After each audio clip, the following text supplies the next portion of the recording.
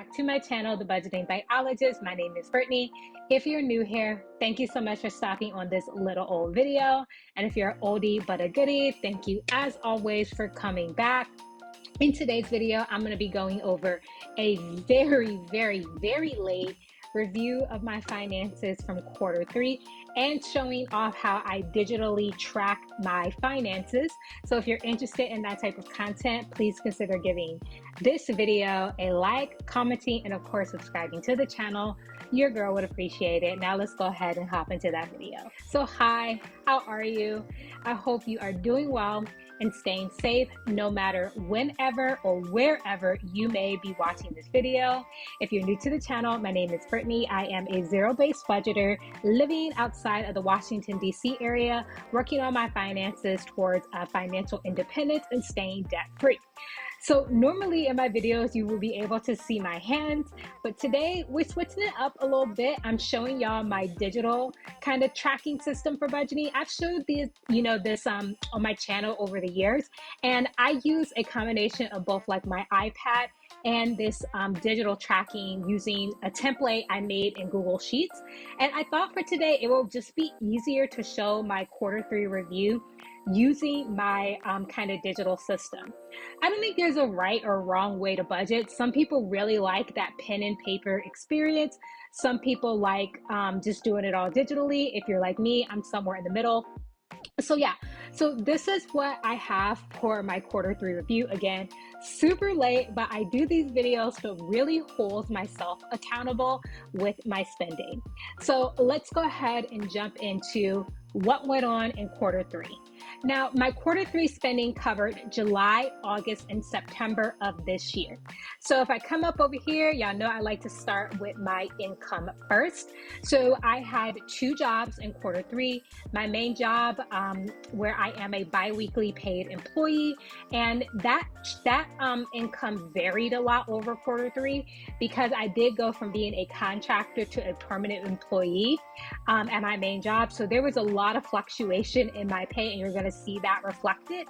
And then I do teach on the side at a local community college, just one credit. And then I have like a line just for any extra income that I may get. So when I look at my director salary, my main job, my income fluctuated a lot. So in July, I got paid $4,811. August, it was $6,559, so very high in August, and that was because I got some vacation time paid out when I was a contractor and a couple of other things, a bonus, a couple other things. And then in September, we were back down to around $5,900.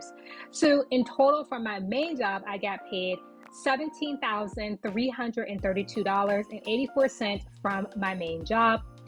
I did not start my teaching job until September, so I didn't get paid anything for that in July and August. So my total for my teaching job, I got paid $179.58. So when I add all of that up, I got paid $17,512.40 for quarter three of the year. So I'm pretty happy with that. My income has gone down quite a bit since I have now become a permanent employee instead of a contractor for various reasons, but I was very thankful for to have that high of an income during quarter three of the year. So now moving on to savings and investing. I have my savings and investing broken down into a couple of different categories. The first is personal. Roth IRA, I do max out a Roth IRA every year for the last 3 years. Investing, and I did own an I-bond. If you don't know what an I-bond is, it's an inflation protected bond from the US Treasury. I did sell that bond I think I sold it in quarter three, just because the interest that I was making off the I-bond was lower than the interest I was getting from just like my regular bank. So I went ahead and sold that bond. My house account, this is a joint account that I share with my fiance. We basically put $100 each into a high yield savings account to pay for things around the house maintenance basically. And then same for our car insurance. We have our car insurance together and we put $100 each in our joint account to pay for that. So I don't think I'm going to go through each quarter because honestly, I'm sorry, not each quarter, but each month, because honestly, it's not really that different month to month. So for the end of quarter 3, I have put $3,500 towards my personal savings account, which includes my 3 to 6 month expenses, my emergency fund, and just general savings. I've also been paying for some of my wedding expenses out of that fund. I put $1,749 towards my Roth IRA. I put $1,305 towards investing, and I primarily invest in ETFs, which are, I think, exchange trade funds. They're kind of like mutual funds, but different. I don't know how else to explain it. Please go look it up if you don't know what an ETF is, but that's what I primarily invest in. $300 went to our house account, and then $300 went towards our car insurance. So in total for savings and investing, I put away $7,154.12. Not too bad at all. Now, moving on to my fixed expenses, which I have here. For mortgage, I did go ahead and I paid my portion of our mortgage here: water, electric. So what is it? Mortgage, water, and electric. I share those expenses with my fiance, and then Netflix, my cell phone, and Apple I pay on my own. Also, Verizon Fios also does get paid jointly with my fiance. So again, if we come over to this last column, $4,982.63 went towards my mortgage. We are paying extra towards the principal right now to save on the interest. And I think we really need to reevaluate if that's the right strategy, just because we don't plan on staying in this house for, we're probably going to be here another like 5 to 7 years max, because we want to have kids, and this house probably can accommodate one child, but not more than one comfortably. So we're probably going to have to move if we have more than one child. So we need to reevaluate if putting more money towards the principal is even a good thing. I know it is in principle, no pun intended, because you are building more equity in your house. But I always think, could I, invest that money and do something better with it? I don't know. We'll reevaluate next year. $150 went towards water. $49.26 went towards Netflix. Electricity, my portion was $185.25. Internet was $151.79. My cell phone, $113.10, and then Apple, $37.92, which gives my fixed expenses a final balance of $5,669.95. So now moving on to our final spending category, which are the discretionary expenses. So let's go ahead and go through that. Starting off strong with groceries, I spent $740.75 on groceries. Again, this is an expense I do share with my partner, so this is my portion of money that went towards our total groceries. I spent $251.34 on gas, $69.88 on beauty. This is mainly like braiding hair, to be honest with you. $584.49 on just general shopping. So that's personal care items, anything I may need around the house. Shopping is just honestly like a catch-all category. Fun, I spent $588.87 on fun. Giving, I spent $150.13. Eating out is $257.03. I'm really proud of my eating out. I consistently come under budget when it comes to eating out. So I'm really, really proud of that, to be under $300 for eating out for quarter 3. Spent nothing on holidays in quarter 3, $50 on a gift, $210.72 on my car.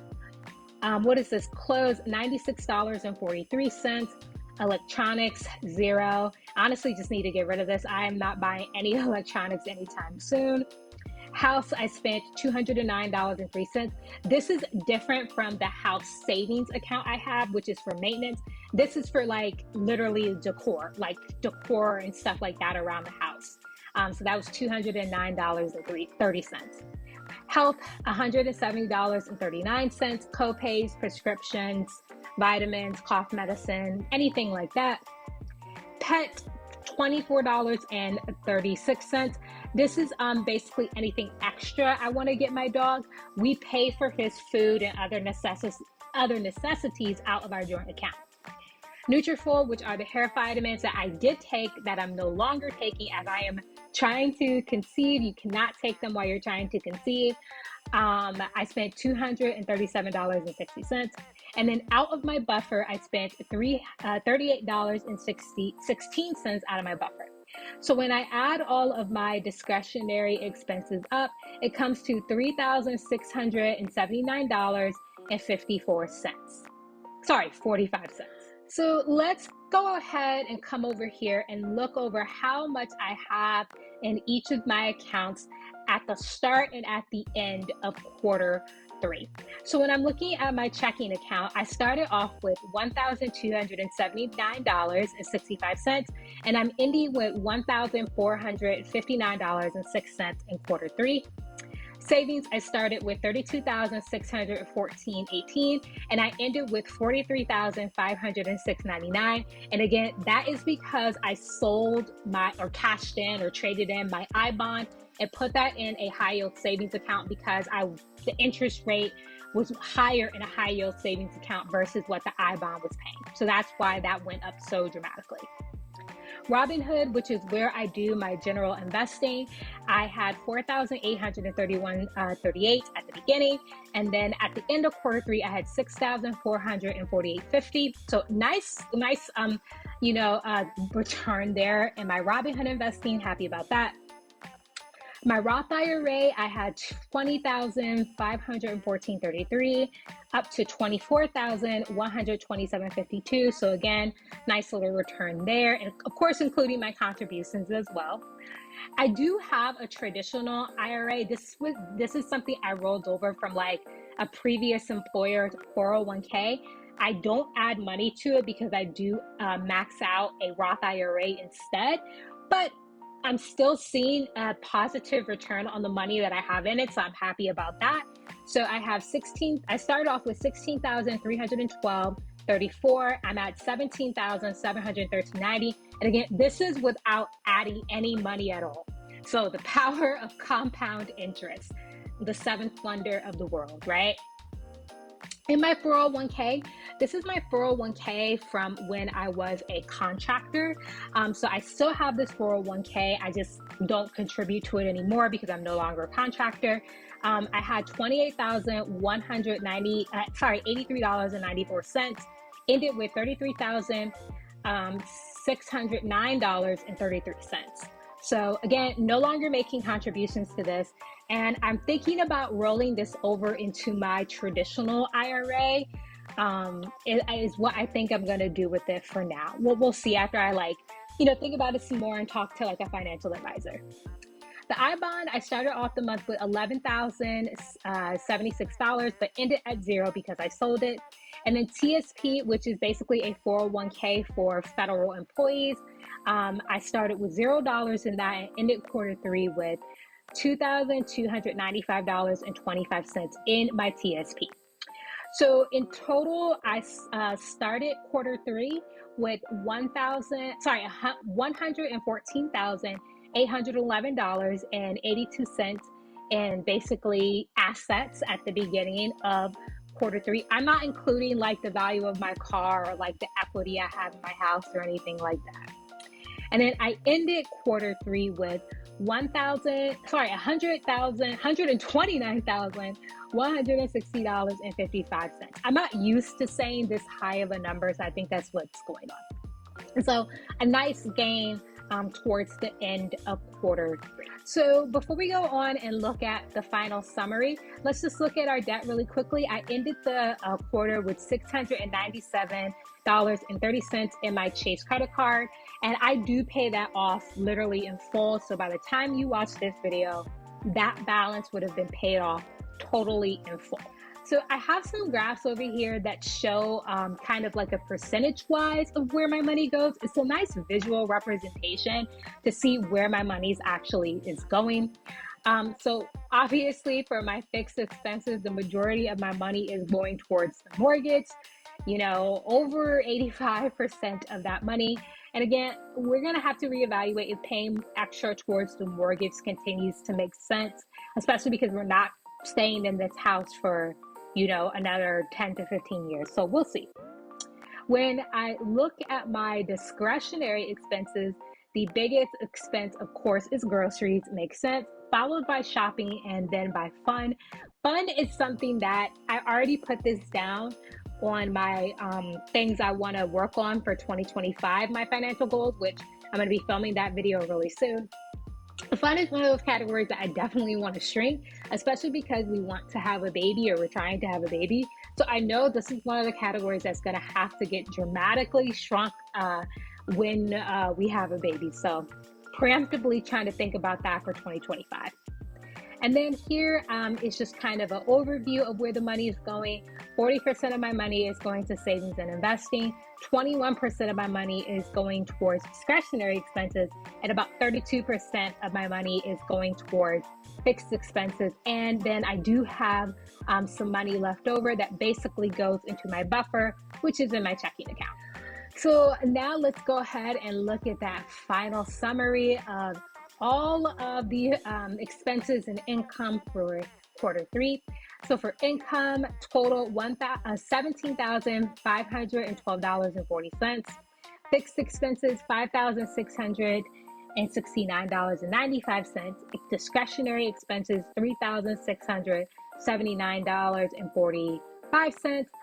Savings, $7,154.12. I am super proud of that.